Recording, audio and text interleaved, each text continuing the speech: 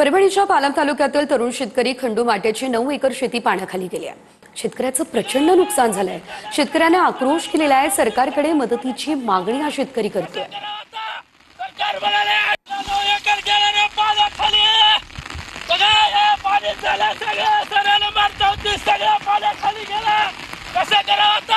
सरकार म्हणाले 8,500 रुपये हेक्टरी कसा पडला किती खर्च झालेला आहे रे।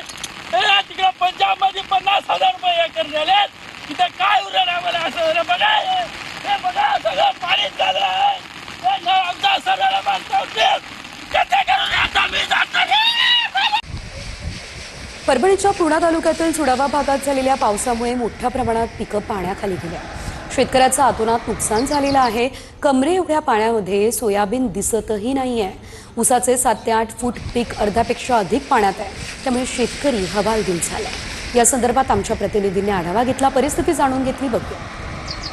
परभणीच्या पूर्णा तालुक्यातील चुडावा या ठिकाणी ढगफुटी सदृश पाऊस झाला आहे। खरं तर मोठ्या प्रमाणावर या ठिकाणी पाऊस झाल्याने शेती पिके प्रचंड या ठिकाणी नुकसान झालेलं आहे। सोयाबीनच्या प्लॉटवरती आहोत आणि सोयाबीन या ठिकाणी नावालाही आता दिसत नाही आणि माझ्या पाठीमागच ऊसाचा पीक आहे आणि ऊसही कमरे एवढ्या पाण्याच्या खाली ऊस पीक गेलेले आहे।